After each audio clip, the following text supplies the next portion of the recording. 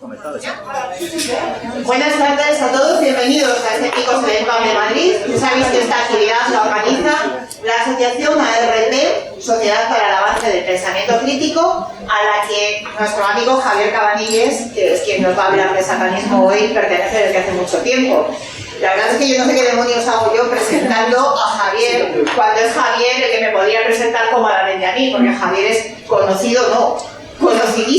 Es desde hace años una de las grandes celebridades, una de las grandes voces del escepticismo en España. En Valencia tenemos un grupo escéptico muy activo y muy dedicado, y Javier ha sido su alma pater en este caso, podríamos decir. Javier es periodista y en eso trabaja, efectivamente, pero en su faceta escéptica, además de una muy viva presencia en medios de comunicación, en internet en general, en las redes sociales en particular, donde lo encontraréis bajo el seudónimo Desde el Más Allá, con un fantasma. Además de esto, Javier ha escrito 3 libros muy importantes para el desarrollo del escepticismo en España. Uno de ellos tiene un título que a mí me encanta: Los caras de Belmez. Aquel que recuerde las cosas de Belmez de la Moraleda, a mí me tocó la cosa cuando era muy pequeñilla, pero me acuerdo perfectamente. Leer el título del libro de Javier le reconcilia con la racionalidad y con un poco de sensatez. Mi padre, que era un escéptico tremendísimo, cuando vio el título del libro de Javier, dijo: por fin alguien ha entendido que esto es una tomadura de pelo.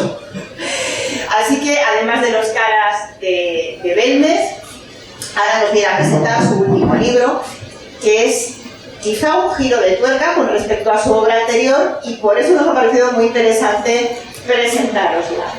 Yo sé un poco de satanismo. Él es satánico, desde luego no de Carabanchel, porque viene de Valencia, y nos va a presentar una visión del satanismo muy diferente de la que estamos acostumbrados a ver en cines y películas más o menos góticas, en cómics más o menos góticos.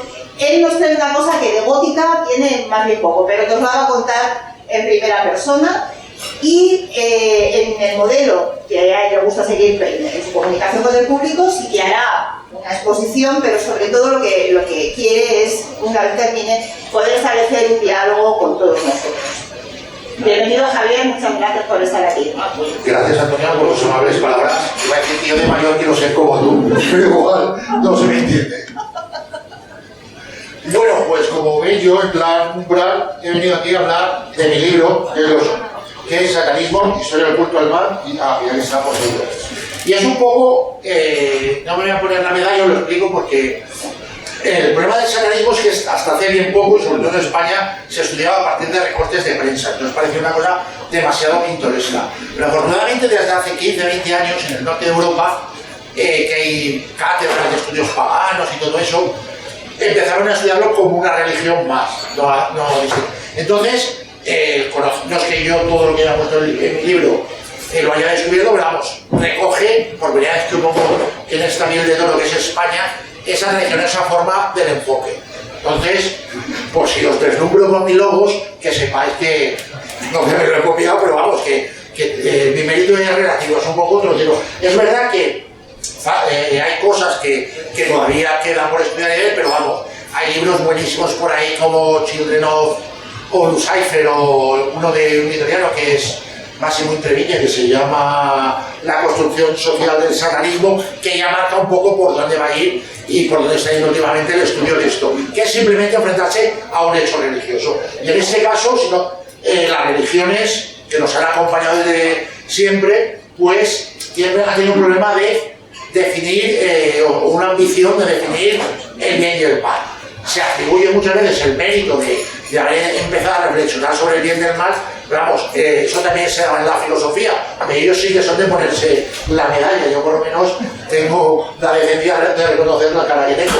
Y entonces, vamos, ahí he puesto el nombre de León, que me hace mucha gracia, porque es la primera figura realmente que se conoce de que adoraba a un ser superior y tal. También podía ser que había nacido el arte abstracto y tal, pero la gente, los que saben, entienden que lo que hace 32.000 años ya la gente se está preocupando y empieza a pensar que ahí arriba o por ahí al lado no nos vemos dónde, hay otra cosa. Y eso es lo que hace pensar, van evolucionando, y las religiones. A medida que avanzan las religiones, normalmente se pretende competir con la filosofía con el añadido de que ellos tienen enchufe. Tienen un amigo invisible que siempre va un paso más arriba. Eso les da también un margen de actuación para sacarse de la manga cualquier disparate y hacerlo pasar como una gran reflexión. Entonces, dentro de esto destacamos el primero. Bueno, son disparates, pero luego también tienen su sentido en la época, porque evidentemente hace 4.000 años que no había ni ciencias ni nada, pues la naturaleza tiene horror al vacío y había que llenarlo con algo. Entonces se entiende que la gente en esa época tuviera esa serie de creencias, incluso ahora que la gente crea y tal, pues también tiene un sentido. El problema a veces es cómo se cree. Entonces, a medida que van apareciendo preguntas, estas son siempre la del bien y el mal. Entonces, estos personajes, dioses, espíritus, tal, son buenos o malos. Entonces ya tienen que empezar a racionalizar. Y uno de los primeros que le intenta separar es cuando aparece el zoroastrismo en Persia, que es Zoroastro, que es una persona que sabemos que existió, pero solo sabemos que existió en la antigua Persia.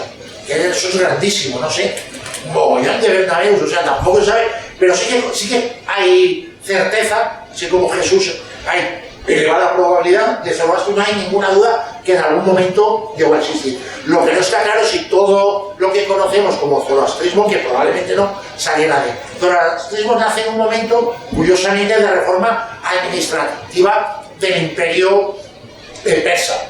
Y eso es muy común, ¿no? Porque lo que hay en el fondo es el clásico maridaje entre poder político y poder religioso, que siempre se han llevado la mar de bien. Entonces ahí empieza a racionalizar. Y el primero que empieza a plantearse el tema ya del bien y el mal, si se separan, si son la elemento, y él ya ve un dualismo. Por un lado hay un bien, por el lado hay un mal. Otro hito, hasta que llegaremos, que hay que pararse, pero Akenatón, que no tuvo mucha importancia en su época, pero ya es el primero, también por motivos políticos y en un momento de reforma de la administración, que es con el que nace el monoteísmo. Realmente tiene una vida bastante corta y su influencia en Egipto es absolutamente anecdótica. Si no llega a ser por si no el egipcio, probablemente ni el Tato se acordaría de él. Pero es verdad que hay que darle elementos, todo serio y tal. Entonces esto va evolucionando y ya llega cuando empiezan los judíos a plantearse ellos esos mismos y a crear su propia religión.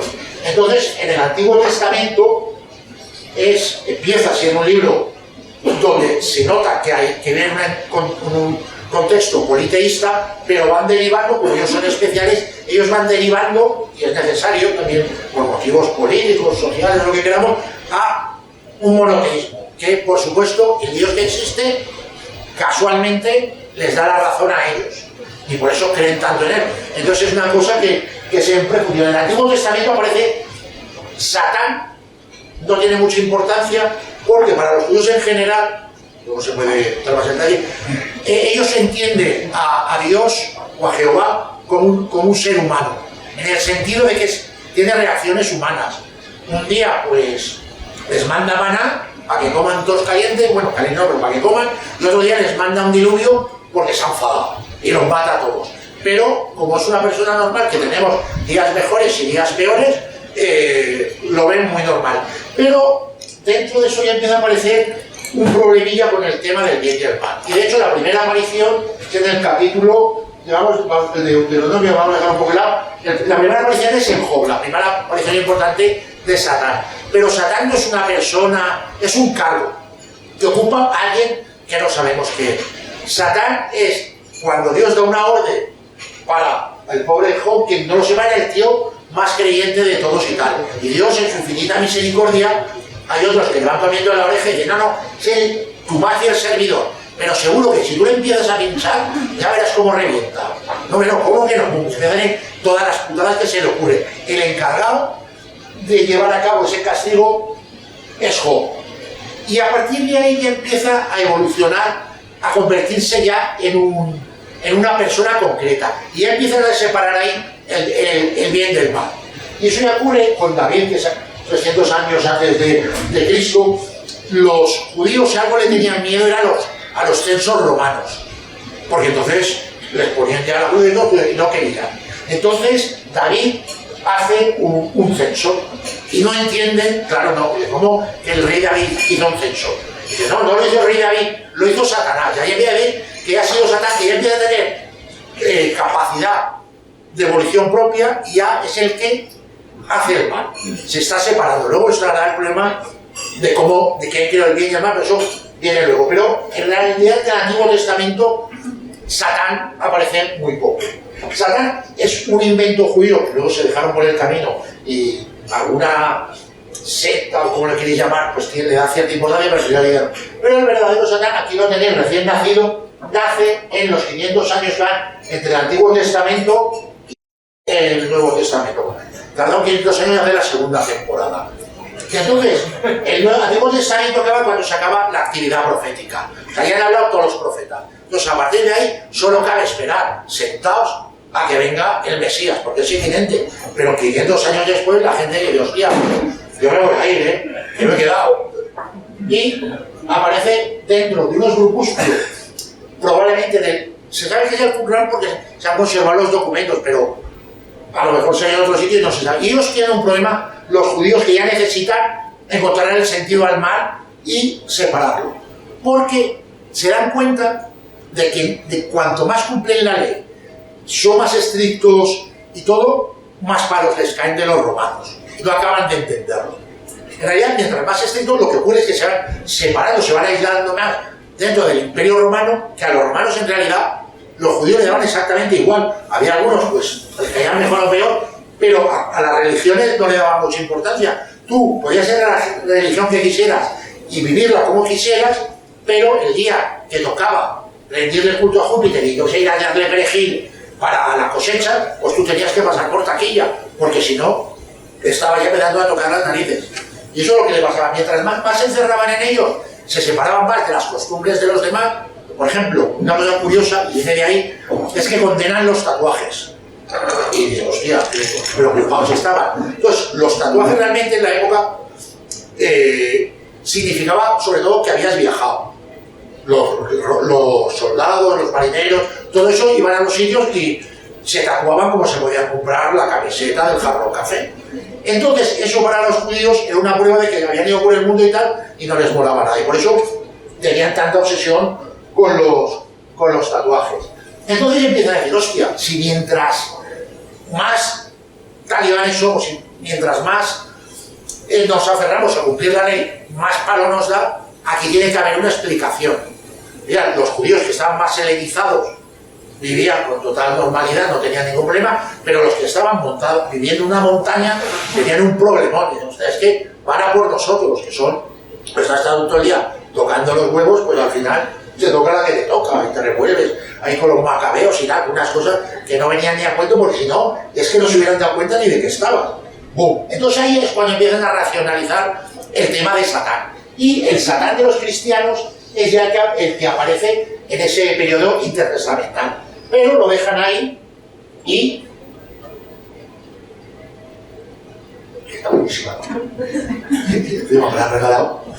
Entonces ya cuando llega Jesús, pero ya tienen a Satán bastante ya montado. O sea, cuando él llega ya hay una idea clara de quién es Satán. Ha evolucionado mucho. Y entonces presenta la guerra eterna de bien y el mal y aparece, por ejemplo, sobre todo a través de los exorcismos y de las tentaciones. Los exorcismos, que hay gente que dice, no, porque en la época creían que las enfermedades tenían que ver con el demonio. Sí, pero no va por, la Biblia no va por ahí. O sea, la Biblia es simbólica, otra cosa es que ese simbolismo nace de la realidad, pero en ningún momento están contando que a uno le dé un ataque de epilepsia y viniera Dios y se curara. Ellos están contando, metafóricamente, que una persona que tiene el mal dentro, cuando acepta la palabra de Jesús, el demonio se va.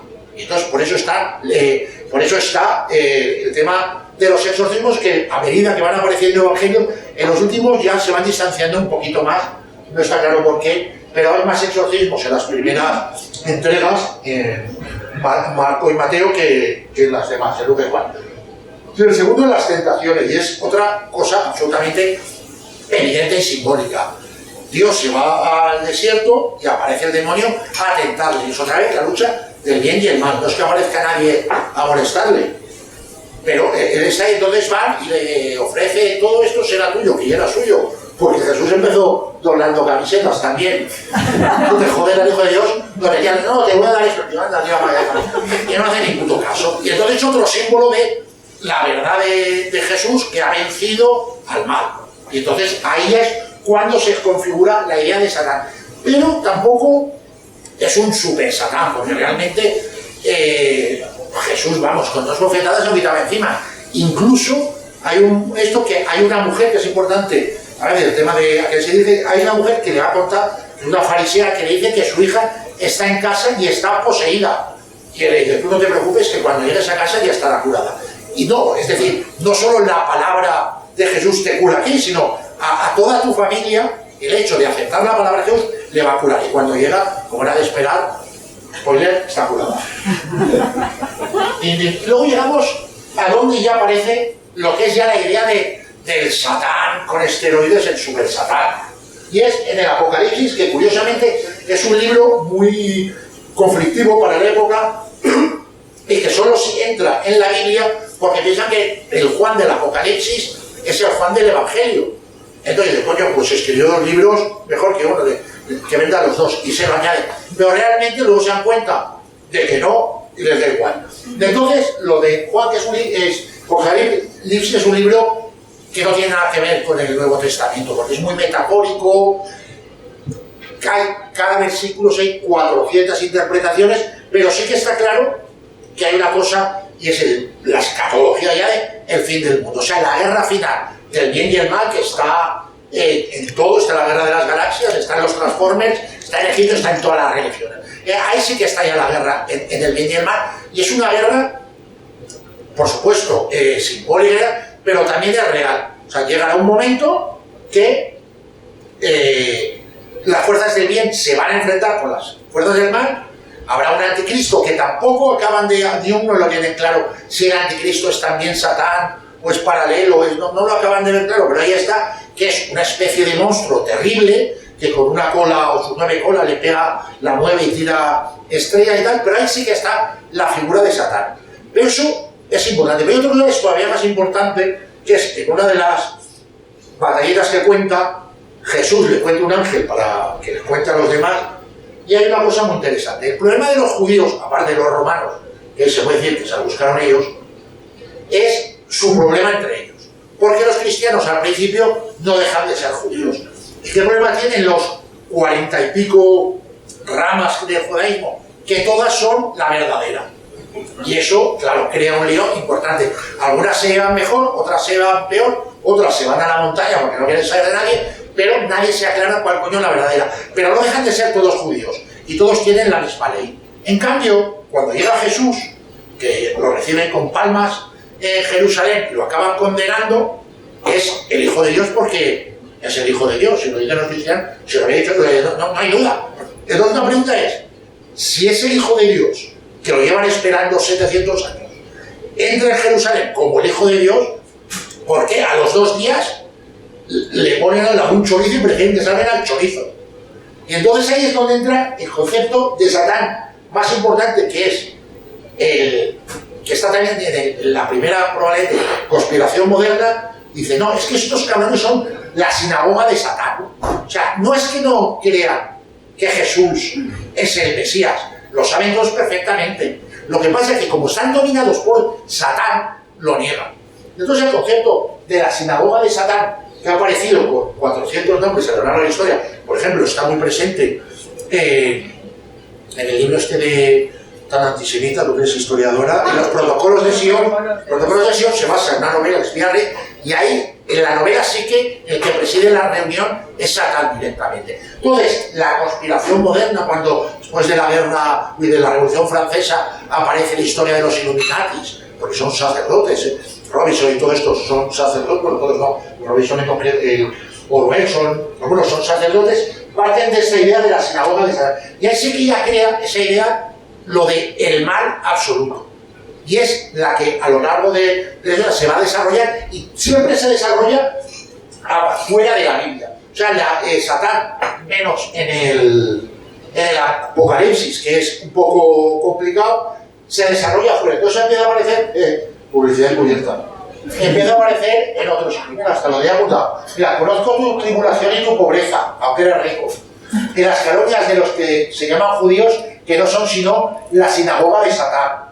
O, mira, voy a entregarte algunos de la sinagoga de Satán, que se llaman judíos y no lo son. O sea, no son judíos porque no aceptan la llegada de Cristo. Entonces ellos han decidido que son el mal absoluto. Y ahora se la comen. En el libro de Enoc, que está fuera de la Biblia, curiosamente, que es donde aparece ya la primera biografía de Satán. Es él, con toda la bestia de Dios y todos sus rollos, ya empieza la idea del ángel caído.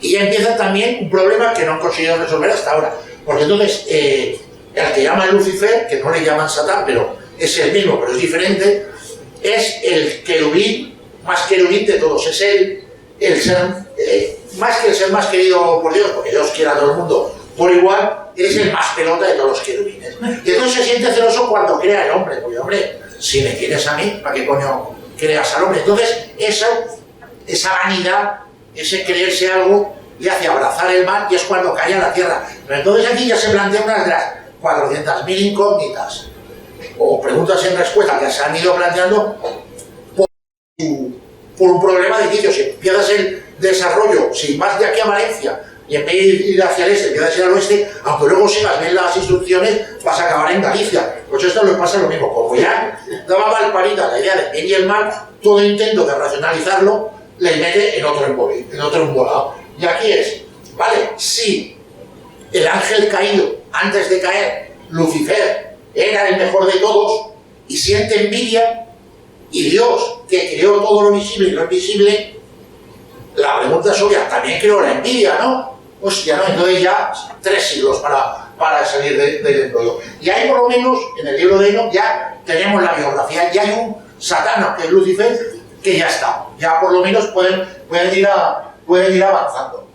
Luego en otro caso, que es el del libro de los jubileos, pero como si no vamos a hacer aquí hasta las 11, vamos a adaptarlo.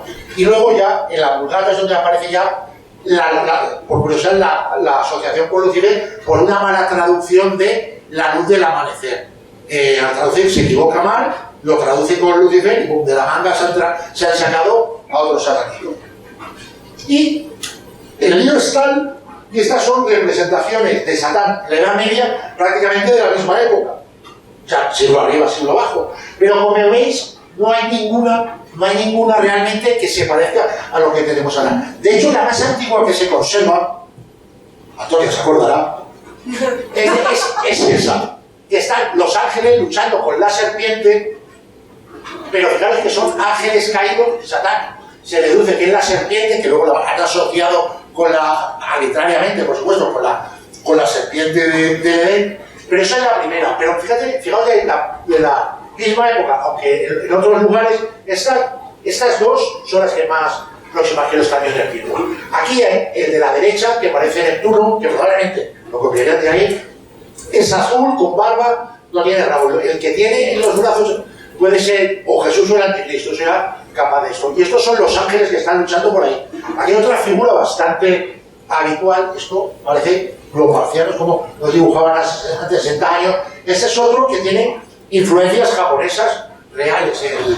El pintor, no me acuerdo cómo se llama, sí que había viajado a Japón y se ilustra, por eso la de arriba se parece más a Revelaciones, a Apocalipsis, pero es para ver que aunque parezca la sociedad de la Edad Media, que han caído por todos los lados, y recomiendo la charla que dio Antonio hace tiempo, quitando algunos mitos, tampoco te acababan de tener claro cómo era Satán, para que veáis hasta qué punto estaba mal definido.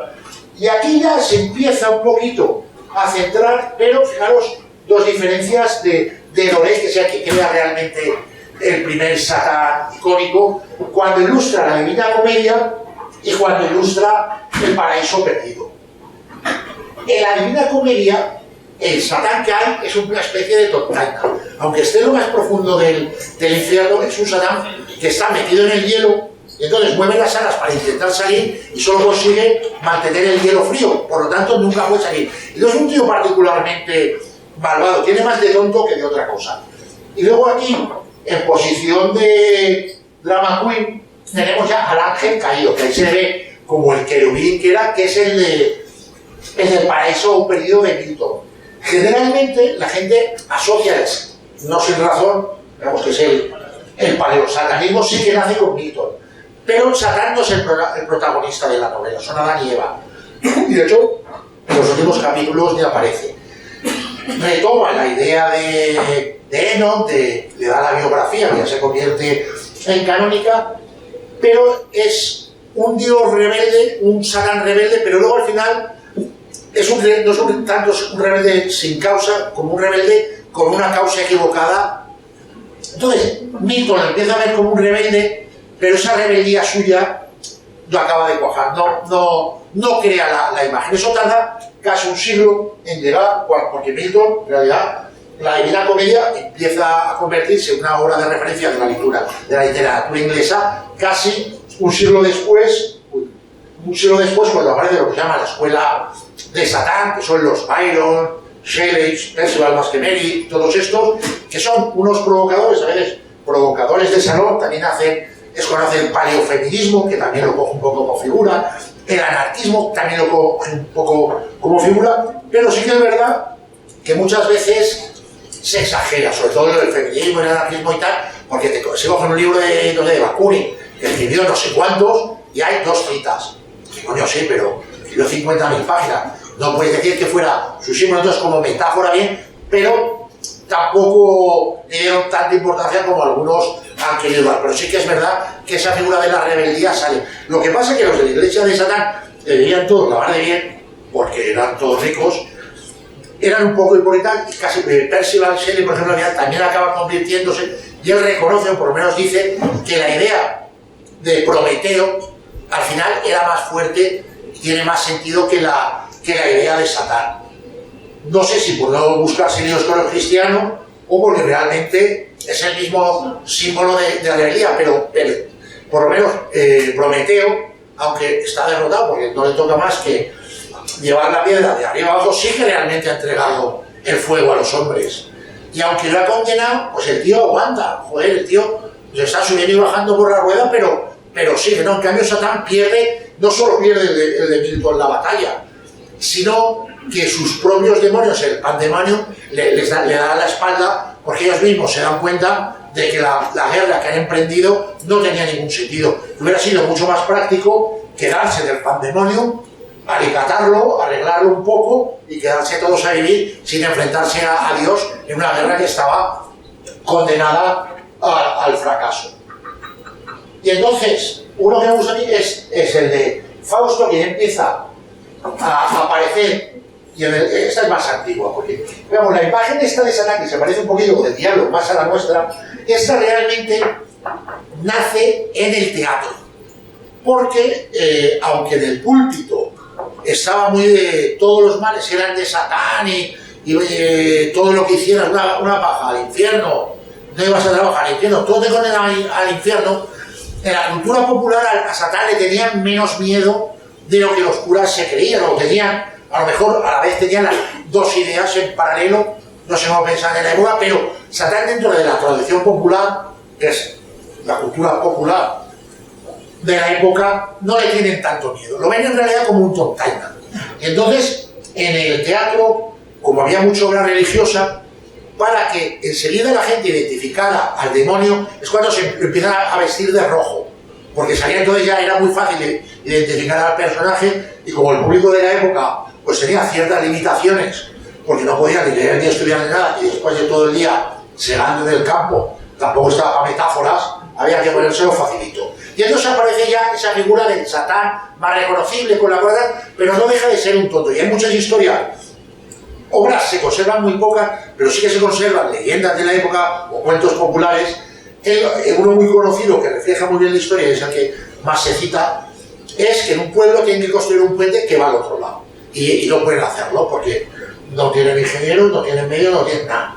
Y llega Satán y dice, yo lo voy a hacer, pero solo voy a poner una condición, que el primero que cruce, yo me quedo su alma. Que tampoco pedía mucho, porque podía ver el alma de todos los presentes.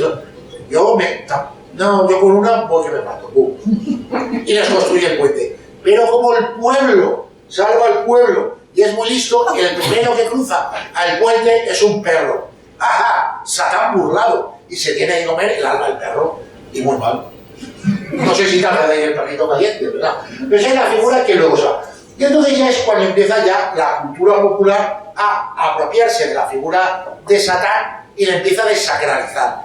Y entonces en ese momento, cuando el perro cruza el tal, ya empieza el embrión de lo que será el satanismo, que es la creencia de Satán separada más de una parte de la creencia cristiana, porque hasta entonces el satanismo forma parte del cristianismo.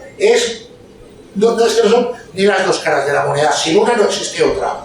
Una cosa que a mí siempre me hace gracia. Cuando llegan a América, el descubrimiento de la conquista, como lo queréis llamar, cuando llegan, se les caen los huevos, porque todo el saber está en la Biblia.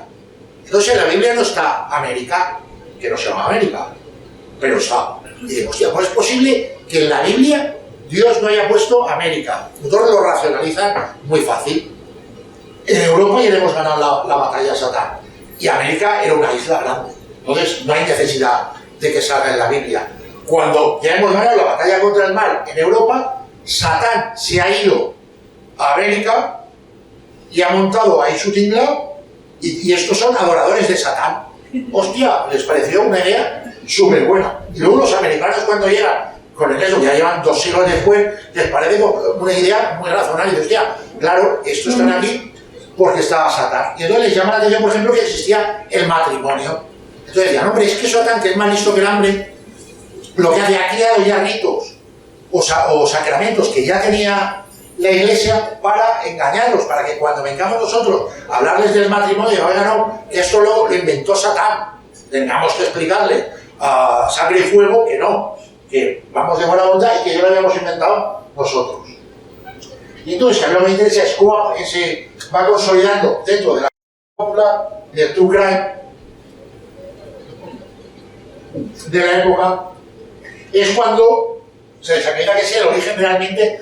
El satanismo, yo creo que ya se puede hablar de la creencia del satanismo, porque el satanismo no existe, pero sí que está la creencia de que hay gente que rinde culto a Satán, que es distinto, que a lo mejor tú puedes no creer que exista Satán, pero puedes creer que hay gente que hace mal porque cree o porque rinde culto a un dios malo. Y entonces esto nace en lo que se llama el caso de los venenos en París en el siglo XVII, que es una historia absolutamente delirante, que empieza con una persona que muere y se da cuenta que lo han envenenado, un hombre muere y tal, y sale envenenado para quedarse con la herencia y tal. Tú luego descubres que hubo otro caso anterior, también parecido, que una mujer que se había enamorado de un soldado, entre dos se habían matado al marido para quedarse con la herencia y tal. Entonces, como son unos crímenes que aparecen en la alta burguesía y en la nobleza, pues evidentemente llama la atención. Tiene que ver con el true crime, porque esto te hace las páginas de sucesos.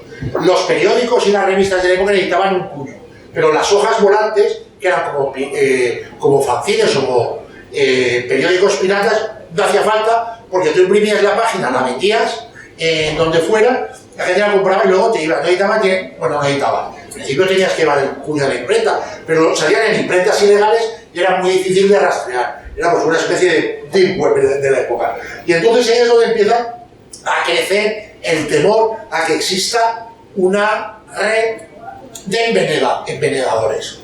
Entonces pasa como había pasado en la caza de brujas, pillan a los primeros y empieza la policía porque se crea una comisión con la misma estructura que había tenido la Inquisición, y empiezan a entrevistar a la gente. Y ocurre lo mismo, cogen, y ahora tienes que decirnos más nombres de la trama de los venenos, pero como la trama de los venenos no existe, cuando te han metido ya 14 hostias, empiezas a recordar. Y entonces empiezan a acusar, y empiezan a llegar acusados. Y una cosa que hay que hacer gracia, no me acuerdo cómo se llama, el prefecto, y hemos ya entrevistado a los ilusionistas y a los ventrílocos, que eso sí que no había pedido. Y entonces llega un momento que cogen ya está, toda la clase alta sospechando de todos los muertos son por envenenadores, y una de las que inicia a la hija de una de las primeras que han acusado, empieza a hablar de que se están celebrando ritos satánicos. Es decir, que hay curas desacralizados, que los han tirado de la iglesia, que organizan ritos que son misas negras, son misas invertidas, que empieza, no sé cómo acaba una misa, bueno, dan el picoteo, ¿no? Pues el vino y tal, y van hacia atrás. Entonces, las palabras se recitan al revés, la cruz está invertida,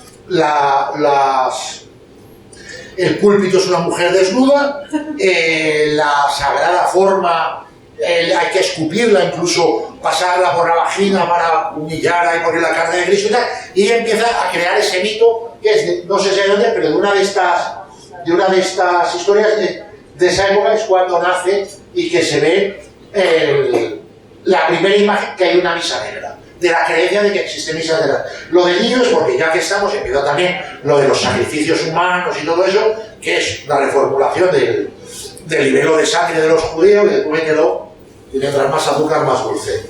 Y entonces empieza a crearse el mito ya de la existencia de cultos satánicos.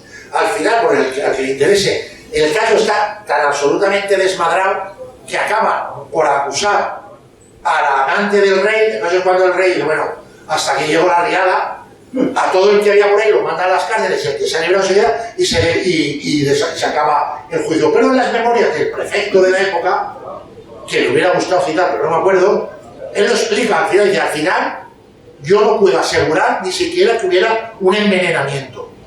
Seguramente alguno hubo, pero no. Luego también que las envenenadoras eran también abortistas, pero él realmente dice, yo hasta este punto no puedo asegurar de que hubiera ningún eso. Y es no solo la relación del satanismo moderno con el true crime, sino con los pánicos satánicos, que es el otro elemento que los ha unido y que muchas veces han ido en paralelo y a veces han ido juntitos. Otro factor que influye mucho, no sé si me estoy extendiendo demasiado. Ah, pues sigo. En las que de cerveza habrá charla. Otra de las historias que va creando ya, que sirve mucho para extender la idea del satanismo, es la historia del fraude de Taxi, que ya del siglo XIX es una historia 3 veces más rocambolesca que la otra. Porque Taxi, que era Leo Taxi, era un jeta, pero vamos, a su lado, que el Jiménez, un modesto aficionado. Este era el tío más anticlerical que podía haber en tu país.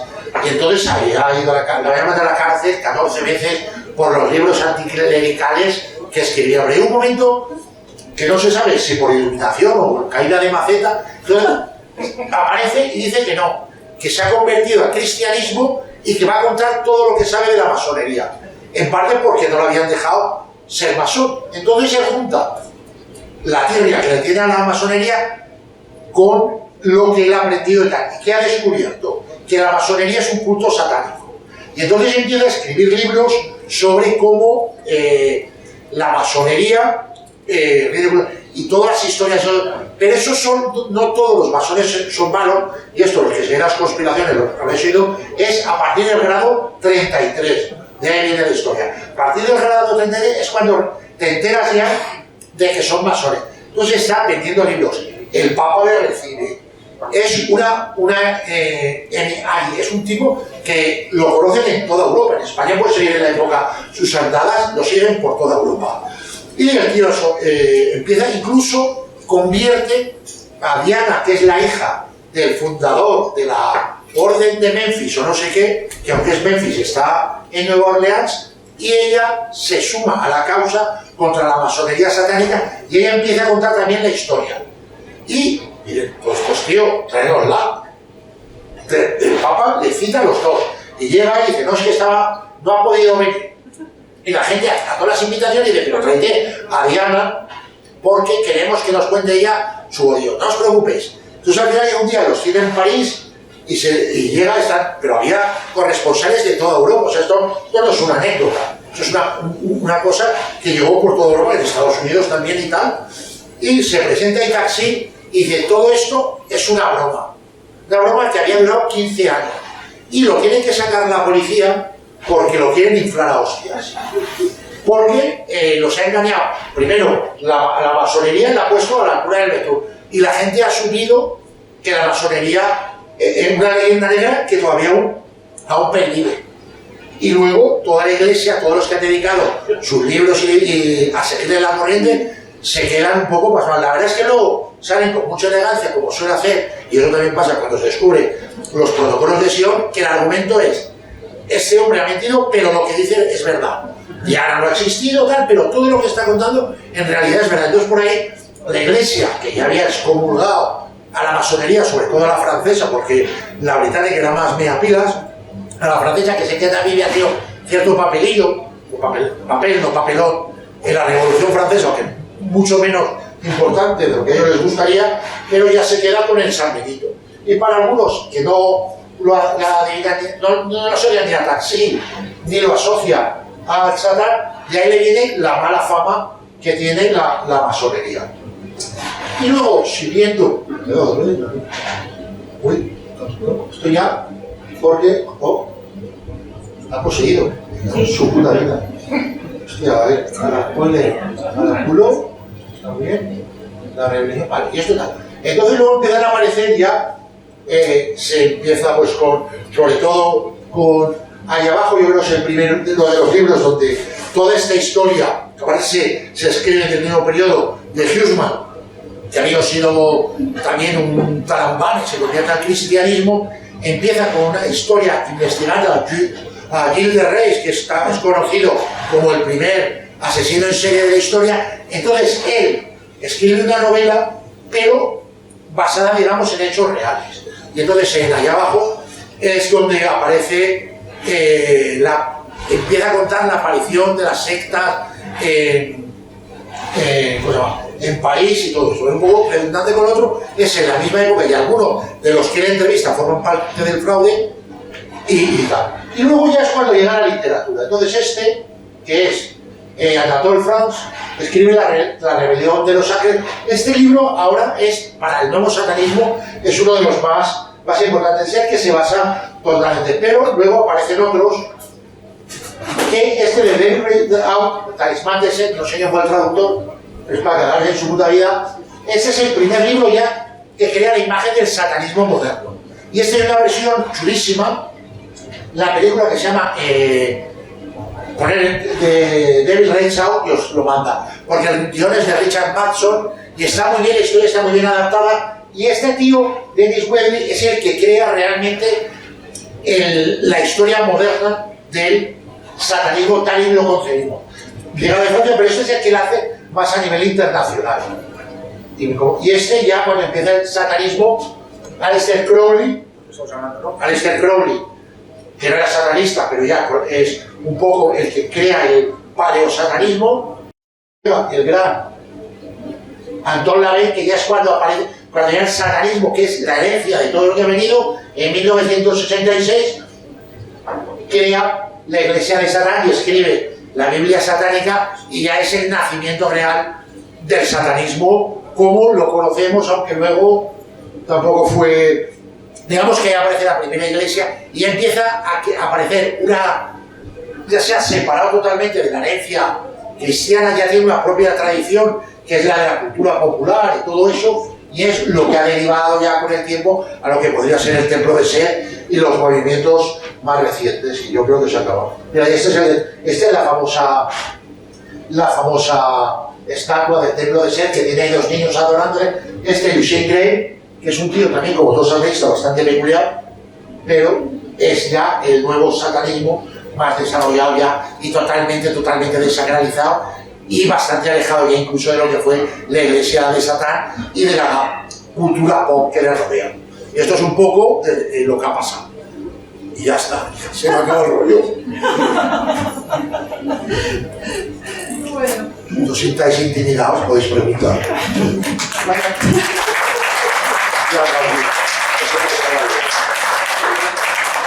Bueno, pues por favor, si queréis hacer alguna pregunta a Javier sobre lo que estaba comentando y tal de satanismo, perdona que estoy diciendo muchas tonterías porque estoy pendiente del cable, que no se me caiga nada. Nos pasamos el micrófono, palabras, preguntas, y luego pasar a ella. Buenas. Voy a empezar preguntando casi por lo que sería el final.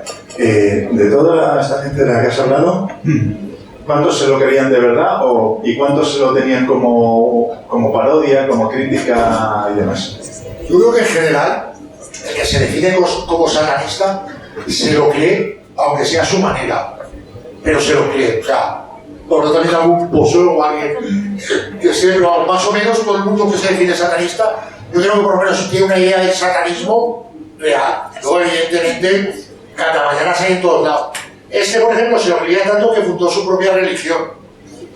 La historia de Aleister Crowley es fascinante. Se cree que se considera el padre del satanismo, pero él formó su propia religión y para dejar claro quién era, y porque tenía un ego superlativo, tenía un perro al que llamaba Satán.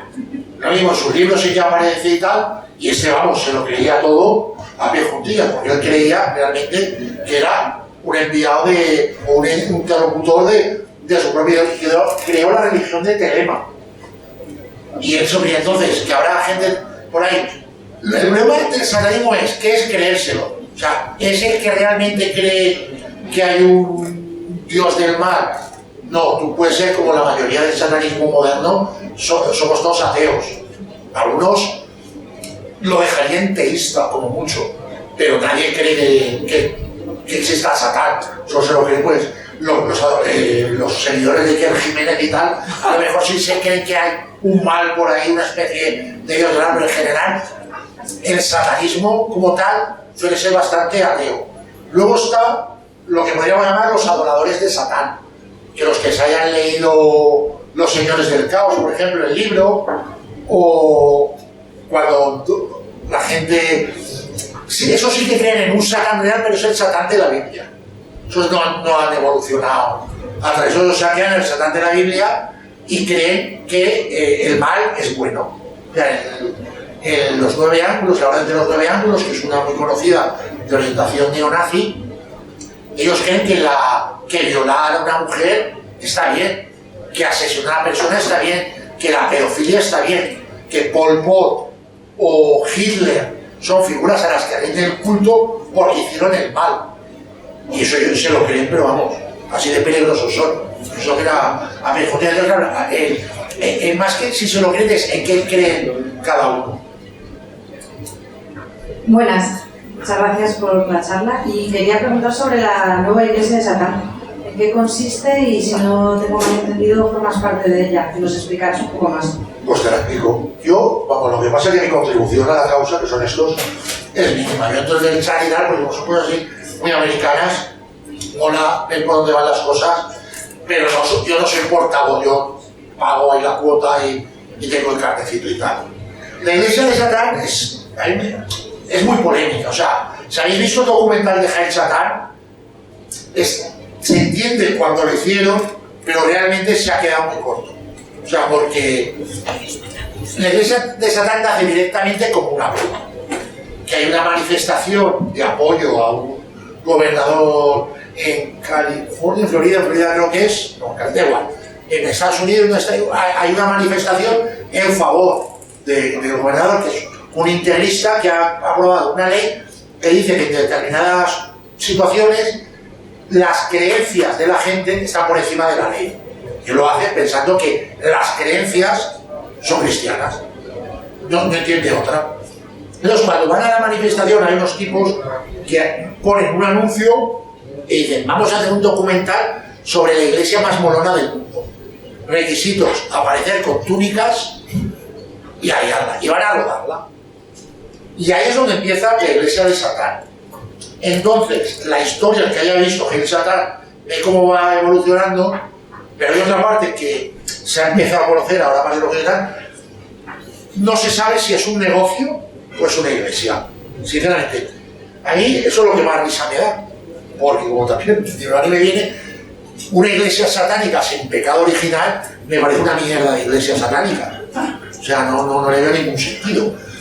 Entonces la movida es que se crea la iglesia, que es verdad que ha hecho cosas muy interesantes, pero a la misma vez se crea la empresa. Y los mismos tres que registran la iglesia son los que registran la empresa. Entonces tú cuando estás comprando, porque el merchandising que tienen es de lo mejor, realmente no sabes dónde coño acaba el dinero. Eso pasa. Luis Ingres a mí me parece un tío fascinante, lleno de contradicciones, es un tío fascinante que ha entendido muy bien un satanismo así, mucho más moderno y mucho más viable. Que realmente han ganado batallas, han plantado la cara, no han ganado tantas como venden y en algunas ocasiones no se han portado siguiendo sus propios principios, porque tuvieron un problema. Todas las iglesias satánicas primero se fundan y a los 15 días hay una escisión. Y a partir de ahí funciona eso. Va aumentando el número de socios y va aumentando el número de escisiones en paralelo. O sea, todo es imposible y esto también ha pasado. Entonces, el mérito que tiene es que ha revolucionado el satanismo. Si te digo cómo lo ven ellos, si es una religión medio ONG, con mucho activismo político, no los puedes separar, muy centrado en derechos de LGTBI, muy centrada en derechos de iglesia, muy centrada en la lucha a favor del derecho a decidir. También ha tenido bastante incidencia el tema de la religión en las escuelas. Es muy proactiva, así como la iglesia de Satán de Anton LaVey era más teoría, estos sí que son más en la práctica. También a veces, para mí, tienen demasiadas ambiciones que sabes que no se van a cumplir. Entonces te queda la duda y dices, hostia, esto no va a salir. Y lo veo yo que vivo en Valencia, no lo ves tú que estás en Salem. Y tiran para adelante como crearon una clínica satánica para abortar en Nuevo México, que lo que hacían era vender pastillas abortivas a todo Estados Unidos. Hasta ahí bien. A los 6 meses tienen que despedir a la mitad de la plantilla. A partir de ahí mal. Y vamos a crear la segunda. Y va a ser en abril. En abril no se creó. Se ha creado hace un mes. Y de hostia, si ya sabías lo que había pasado, ¿para qué te embarcas en otra historia? Entonces, hay una cosa ahí que dices, coño, pero esto, la iglesia ha tenido sus contradicciones, pero menos, porque no se meten tantos líos. Entonces esto, visto desde fuera, a mí me hace gracia el conjunto. Me parece que como iglesia satánica que no tenga toda esa serie de contradicciones, la hace satanísima. Si no, no sería más otra cosa. Pero el que haya visto el documental o haya leído el libro, que vea que no está. En cambio, si se lee el libro, verá que cómo está un poquito el tema ahora. El libro que se vende ahí, os lo digo. Y no me vayáis de chorar en plan satánico. Tú. Sí, has comentado que Lucifer y Satán son un poco la misma figura, o sea, realmente muy relacionadas. ¿Hasta qué punto se tiene claro? Porque a veces da la sensación de que Lucifer es más un poco el mito, de lo que comentabas del mito de Prometeo y demás, Satán más como adversario. Y siempre hay un poco, son la misma figura, realmente no sé hasta qué punto uno se ha fagocitado a otro. El problema es ese, que como está tan mal definido, es imposible establecer el mito. En realidad Lucifer no pinta nada si no llega a ser por una mala traducción. Entonces, si no se hubiera habido una mala traducción, no existiría el concepto de Lucifer y solo podrían atribuirle a Satán ser el ángel caído, pero en ningún sitio de la Biblia dice que Satán sea un ángel caído. Satán es un mal que existe por ahí, que medio ha salido de la nada, que no puede ser la creación de Dios, porque Dios no puede crear a un mal, no tendría ningún sentido. Está todo tan indefinido que pasa lo que tú dices. Si no hubieran hecho una mala traducción, ¿cómo lo llamarían? Supongo que lo hubiera favorecido el mito y se hubieran asociado a Satán, igual que lo de la serpiente. La serpiente no tiene absolutamente nada que ver con Satán. Nace 3 siglos antes. Nadie tiene el concepto de Satán. No pueden asociarlo a la iglesia, aparte es un mito egipcio. Pero luego, cuando aparece en el Apocalipsis, sí que es como una especie de gran lagarto guancho, sideral y tal, y ya van formando y la idea de que es Satán o el diablo. Porque claro, lo mismo que preguntas por el y el diablo, que es más genérico, el problema de eso es que la iglesia, como hace en su intento de quitarse todas las culpas, crea una figura, pero esa figura lo único que hace es añadir más problemas. Coño, si lo tenían resuelto los judíos, quédate con lo que hay. O sea, si no lo vas a mejorar, no te embarques en esa historia, que es absolutamente ridícula, porque al final, hace poco, estrenaron los legionarios de Cristo, una secta esta, sí, que son los legionarios de Cristo, que son los que tienen el colegio donde hacen los cursos los satanistas. Y han hecho un documental por un lado muy malo y por otro muy bueno, hablando de los exorcismos y todo esto. Y lo presentaron en Valencia y se llevan a un cura y tal, y la idea es, no, porque el mal es la ausencia de bien. Y vamos a ver, se acaban de ahogar 200 personas a 500 metros. De verdad, o sea, es que en ese concepto tan absolutamente delirante. Pero aunque fuera la ausencia del bien, ¿quién ha creado la ausencia? Porque Dios puede usar la ausencia, la presencia y la media pensión. O sea, no puede haber nada fuera de Dios. Según su concepto. Claro, entonces están en un... eso de tirar... pero que es el que le dan de los judíos. Coño, vete a la estatua de Júpiter, tira el puto perejil y luego te ríes de ellos. Pero no te obceques en cortarte la piel del nabo para que cuando vayas a los baños todo el mundo vea que eres judío, si le da igual, no hace falta que circuncidarte, si nadie te va a decir nada, pero hay que decir que hay que cortarse el nabo, para que la gente diga, tío, es que vais provocando, pues no lo entienden, y eso lo heredan los otros, es un eso de yo mira cómo he dicho, mamá, pues al final la gente acaba de estar alta, y eso es lo que me da, pero el problema de la Iglesia es que es incapaz de aportar, y han tenido 2000 años en aportar una explicación mínimamente sensata de lo que es el mal. La ciencia, no sé cuándo la psicología, la psiquiatría, la neurología, pero ya bastante al lado, siglo y medio. Y dices, hostia, y van a seguir 2000 años igual, ¿eh? Claro, ¿qué no parece? Yo cuando yo el hombre las preguntas que hacían eran infantiles, pero la respuesta no, que viene la ausencia del mal, porque el Padre Santísimo y tal, tío. Ya mi hijo no te acerques. Sí, había grupos cristianos de los primeros, había grupos cristianos de los primeros, a mí me parecían interesantes los gnósticos, en los que creo que el Dios que ahora los cristianos modernos adoran era el malo. O sea, el Dios material era el malo. Sí, sí, lo que pasa es que los hijos también, pero sí, ellos lo veían lógicamente, porque esto es una forma racional de enfrentarse al fenómeno religioso, veían por evidente que era un Dios imperfecto, que la tierra no había creado un Dios perfecto, porque salías a la calle y veías el verdad que era todo. Entonces, ¿cómo va a crear un Dios perfecto un mundo en el que hay enfermedades, en el que hay sequía? Y esto es un demiurgo que creó esto, y luego, mediante la gnosis, mediante el conocimiento, puedes llegar a descubrir el verdadero Dios y tal. Por eso acabaron todos como acabaron. La gnosis, si no llega a ser porque aparece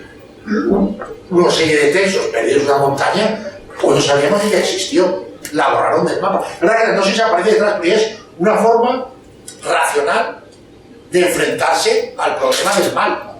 Y digo, coño, es que es evidente que el mal existe. ¿Cómo? No se puede negar. Esto no puede ser el Dios que estamos, que son cristianos. Este Dios no puede ser el Dios. Era. Luego acabaron quemados todos. Y se eran muchos.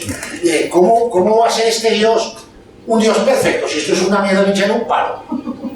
Y entonces, claro, por eso era de elegir. Y la única forma de zanjar el debate era degollarlos, porque tenían más razón que un santo. Bueno, eso por no hablar ya de Belcebú, Mefistófeles, Pedro Botero y demás. Eso, claro. Sí, no, en la Biblia hay montones de dioses, y luego, como van pillando de aquí, pues salen no sé cuántos mil demonios. Había ¿Más preguntas? Sí. Lo de mis ídolos. Hola, enhorabuena por la charla, me ha sido muy interesante. Dos aspectos. Cuando has hablado del tema de Mary Shelley, yo no había escuchado que en ese círculo, ¿no? Los Byron, Polidori, nunca había leído, no había escuchado que estaban incluidos o estaban dentro de algún tipo de tema de satanismo. Quizás por eso ahora me explico a lo mejor que puede influir en el nacimiento de Frankenstein y de Drácula en 1816, cuando se concibe por primera vez. No sé si hay algo sobre eso. Realmente la menos influida era Mary Shelley. El más era su marido Percy, el que más siempre. Ella forma parte del círculo, pero ella está de hecho, por eso él puede reconocer al final que el verdadero mito que tenía sentido es el de su mujer. Entonces sí que están bastante influidos, pero tú ten en cuenta también que estos eran gente de ociosa y que tenía mucho tiempo para darle vueltas y tal. Y es una actitud también que forma parte de la esencia del satanismo y muchas cosas, es un movimiento contracultural. Un movimiento contracultural de pijos, como la movida. Luego Alaska, hija de un embajador, el otro hijo del dentista del rey y tal. Entonces, deja de ser un movimiento provocador. La que está más centrada es Marisela. Entonces, sí que es del mismo círculo y sí que tienen su influencia. Y luego también empiezan cuando ven que la cosa se pone mal, empiezan de eso. No, yo prefiero y algunos de sus libros de Percy se publican después y tal. Pero sí que existe, no se puede negar que lo utilizan. Luego, por ejemplo, los franceses sí que, Baudelaire, sí que van un poquito más allá y es menos postureo. Ellos sí que asumen pero bueno, Rimbaud y el otro, se me olvida, ellos sí que lo asumen como de una forma mucho más sincera. No le dedican tanto tiempo, pero ellos sí que tienen el símbolo y no se avergüenzan de él. Lo de la iglesia es un poco posturing. Y otra duda, en el rock moderno, sobre el hard rock, hay movimientos incluso, grupos que definen satánicos, no sé, hard rock nórdicos sobre todo y tal. ¿Que hay un poco de marketing ahí? ¿Hay algo de realidad de base? ¿Han bebido algo de alguna fuente de eso? Sí, hay un poco de todo. Hay grupos, por ejemplo, el primer grupo que se define satánico, satanista, satánico sería más el culto al satanismo, los satanistas, o sea, que creen un dios simbólico y tal, son Coven. Y Coven hace el escenario de una especie de misa negra, son miembros de la iglesia de Satán. En uno de sus discos incluye una canción, creo que de Anton LaVey, y como eso es, digamos, una tradición, los que realmente lo creen. Luego hay otro, por ejemplo, Led Zeppelin. Están influidos, pero más por el esoterismo, más por Aleister Crowley, pero sí que hay algo, lo llaman por el camino de la mano izquierda, es una visión un poco más amplia. Entonces el rock and roll, digamos, cuando nace, se le asocia ya el San Benito de la música del diablo. Porque es una música de negros que han cogido los blancos, pero realmente los primeros blancos como Elvis no renuncian a la herencia, no niegan que lo han aprendido de los negros. Y eso es un momento de segregación. El rock and roll, creo que es Billy Holiday, Billy Holiday, él se negaba a actuar ante audiencias disgregadas, por ejemplo. Entonces ya le asocian ya el San Benito de la música del diablo. Entonces, cuando ya Elvis vuelve de Alemania y algunos ya de Luis Armand el Tallego, por eso, pierde un poco la rebeldía. Entonces, la siguiente generación, que es la 60, el símbolo de Satán ya indica la nueva rebeldía. En algunos es simplemente estético. Alice Cooper, simplemente estético, porque él es judío y nunca ha dicho que fuera otra cosa. Y si va a jugar con Dixon, nunca ha pretendido otra cosa. Otros son puramente satanistas, Coven. Otros más influidos por la mano izquierda, por ejemplo, los Rolling. Les da allá y compañía se la sube un poco, pero sí que a través de otras influencias sí que les llega el famoso Sympathy for the Devil y tal, pero tampoco acaban de transitarlo mucho. Y entonces ACDC, pura estética. Bueno, yo diría que es más el símbolo de la rebeldía, pero muy desacralizada. Los Kiss, pura estética. Y entonces cada uno tal, pero evidentemente la creencia en algunos como filosofía, pero sobre todo es como símbolo, es absolutamente desacralizado. Pues o como símbolo de realidad o para dar por culo a los cristianos. Marilyn Manson, también era de la iglesia de Satán, Quintana, o sea, no se puede decir que hay no, King Diamond. Ah, perdón. ¿Y Black Sabbath? Black Sabbath sí que hay una creencia honesta en algo más allá de la estética. No van de satanismo solo por postura, pero claro, le decimos como postura, que es un poco injusto, porque realmente es la forma de expresar algo. O sea, no es como los Monkeys, que es un grupo de laboratorio que convocan una reunión para ver quién es el bajo tal, lo juntan, que no se conocen, no es así. Entonces, ¿Qué idea tenía cada uno del satanismo de tal? Es también complicado juzgarlo a partir de ahora. Luego son posteriores a Anton LaVey. Algunos sí que están influidos, otros ya ven que Anton LaVey es muy divertido y tal, pero que tiene sus limitaciones. No es lo mismo si pillan, no es lo mismo ser satanista a principios a finales de los 70 que a mediados de los 80 con el pánico satánico de telón de fondo. O sea, en cualquier momento hay una influencia, sí, lo que ocurre que es muy amplia, muy interesante. ¿Más preguntas?